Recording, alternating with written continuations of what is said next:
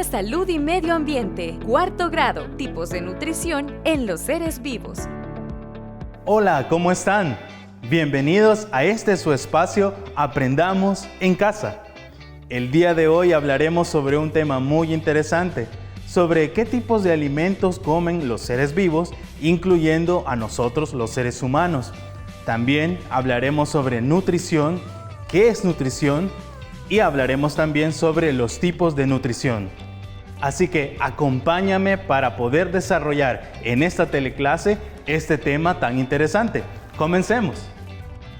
El término nutrir significa literalmente alimentar, dar en gotas o dar elementos. Hablando entonces sobre nutrición, esto significa ingerir elementos esenciales a través del consumo de los alimentos. Ahora bien, hay diferentes tipos de nutrición. Quiere decir que esto se adquiere a través de diferentes tipos de alimentación. Cuando hablamos de nutrición, siempre nos imaginamos ejemplos de el humano o también otros animales. Sin embargo, todos los demás seres vivos también se nutren. Ahora pensemos, ¿las plantas comen? ¿Cuál es su alimento? ¿Se nutren las plantas? ¿Y qué tipo de nutrición tienen las plantas? Estas preguntas se las han hecho muchos científicos a lo largo de la historia. ¿Y qué te parece si vemos un repaso a través de los descubrimientos más importantes sobre el tipo de nutrición de las plantas? Así que veamos. Nos trasladamos hasta el siglo XVII, cuando se hicieron los primeros descubrimientos. Jean-Baptiste Van Helmont tuvo dos aportes fundamentales. El primero fue determinar que las plantas no obtienen su masa del suelo.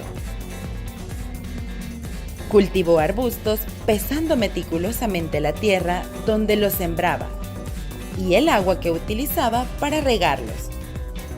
Notó que las plantas crecían y aumentaban de peso, pero la tierra pesaba prácticamente lo mismo.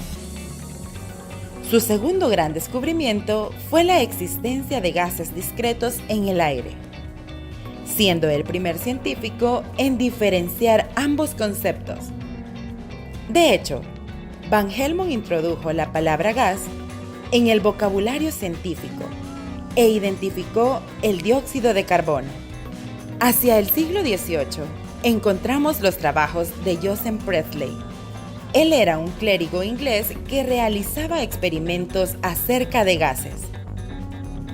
En uno de sus experimentos colocaba una vela tapándola con un domo e inmediatamente se dio cuenta que ésta se apagaba. Intentó repetir este proceso, pero esta vez agregó una hoja de menta. Para su sorpresa, la vela no se apagaba inmediatamente, lo que lo hizo concluir que existía un gas que generaban las plantas. En ese momento aún no se conocía como gas oxígeno. Años más tarde, el médico holandés Jan Ingenhout repitió el experimento, para esta vez concluir que las plantas necesitaban de luz solar y que este proceso de generar oxígeno no se daba en todas las partes de la planta, sino que únicamente en las partes verdes. En ese momento, se había descubierto evidencias irrefutables para suponer la existencia del proceso de fotosíntesis en las plantas. Con estos descubrimientos y otros más, se entendió entonces que las plantas son seres autótrofos. ¿Qué quiere decir esto? Que estos son seres que producen su propio alimento y otros elementos constituyentes de su cuerpo. Las plantas también se entendió que funcionan o realizan funciones metabólicas como la fotosíntesis, que es el proceso metabólico por el cual producen su alimento usando la luz solar, el dióxido de carbono y el agua. ¿Y cuál es el alimento de las plantas? Se descubrió que es un azúcar llamada glucosa. Ahora bien, para entender cómo la planta transporta todos estos elementos nutritivos desde las raíces hasta las diferentes partes de su cuerpo, vamos a hacer un pequeño experimento muy sencillo. Así que acompáñame.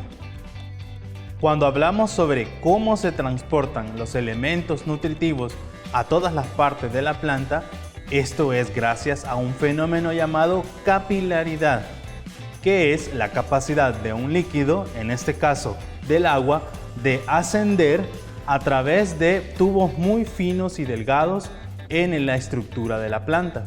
¿Cómo podemos observar este fenómeno? Fácilmente. Yo acá tengo algunos elementos o materiales que podemos encontrar fácilmente, como papel filtro para hacer café, también un colorante que es alimenticio, o se puede utilizar otro tipo de colorante, anilina, tintes para poder colorear ropa o también achote incluso. Lo que hago es cortar una tira del papel filtro, pegarlo con cinta adhesiva en este lápiz como tú observas de esta manera, y luego en un recipiente transparente como este vaso colocar un poco de agua. Ahora a esta cantidad de agua le agregamos el colorante que tú hayas elegido para poder colorear el agua. Así que lo hacemos de tal forma que el agua adquiera un color bastante fuerte para poder observar el proceso. Voy a agitarla un poco para que se distribuya y para que se diluya bien el colorante, y quiero que notes lo que pasa justo ahora que voy a colocar la tira de papel filtro con el lápiz y vamos a observar cómo el agua asciende.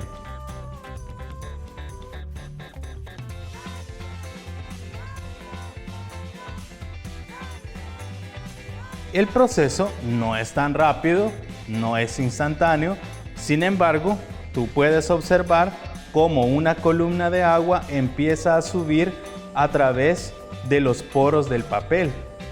Esto es capilaridad. Si lo viéramos de manera microscópica, el papel tiene un montón de espacios pequeños que hacen las veces de tubos delgados y estrechos. Por esos tubitos es que el agua puede ascender. Y de hecho, yo tengo ya listo un papel que coloreé desde hace rato ya, para que observes cómo el tinte ha subido a través del papel y ha coloreado todo el papel. Esto puede tardar algunos minutos, sin embargo, ya el color empieza a ascender si tú te fijas. Entonces, esto explica el fenómeno de la capilaridad. Del mismo material que está hecho el papel, es el mismo material de los tallos de las plantas y de los árboles. Así es como el agua asciende a través de ellos, por capilaridad. Ahora, veamos este efecto muy bonito en una planta. Ahora, como ves, tengo entonces un experimento que vamos a realizar a través de una planta.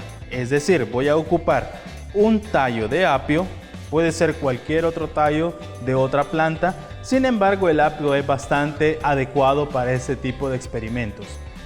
Vamos a utilizar un cúter o una navaja. Ten mucho cuidado para hacer el corte. Te recomiendo que lo hagas con la ayuda de tus padres o de un adulto responsable para evitar accidentes.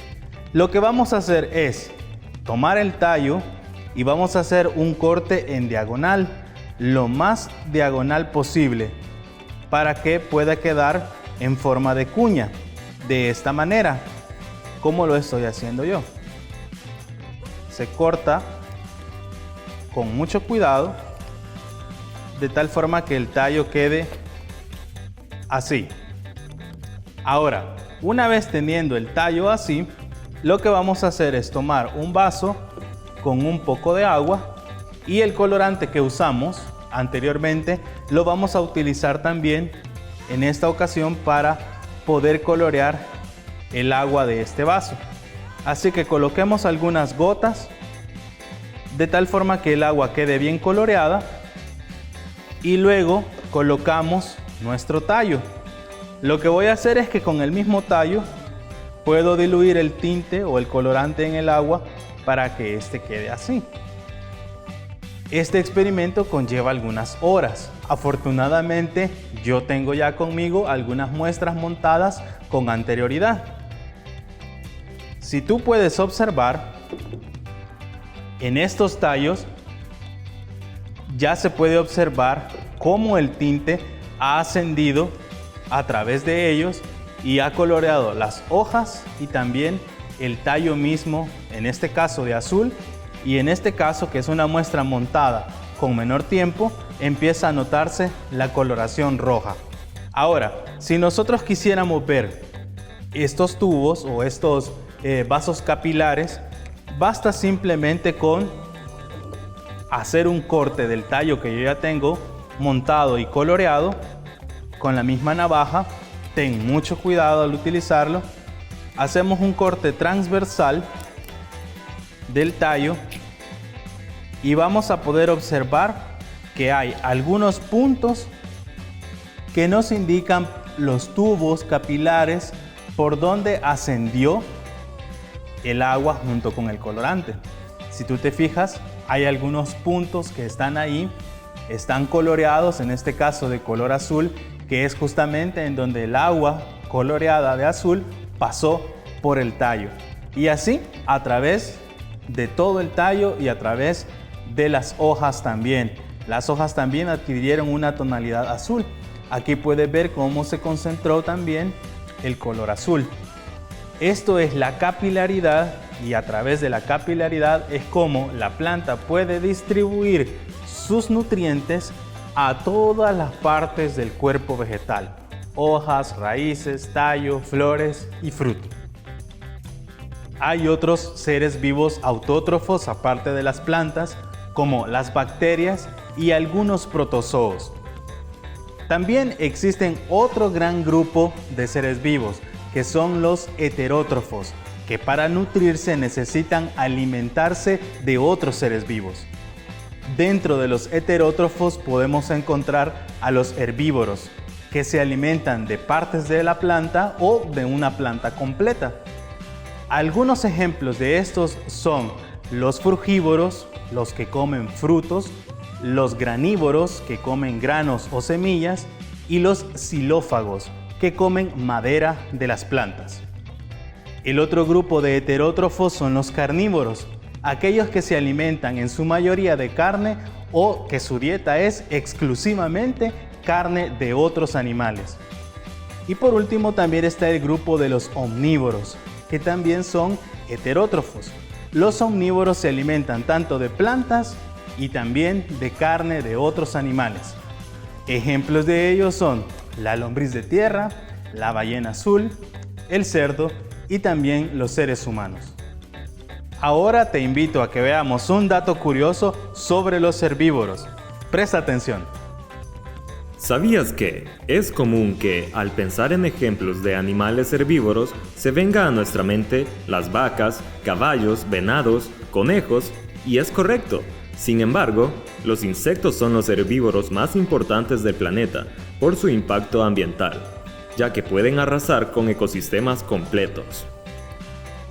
Ahora que hemos visto este dato curioso sobre los herbívoros más importantes del planeta, te invito a que puedas poner a prueba tu conocimiento adquirido en esta teleclase.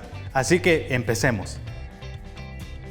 Las plantas pueden elaborar su propio alimento, por tanto, son clasificadas como: literal A, organismos autótrofos; literal B, organismos heterótrofos.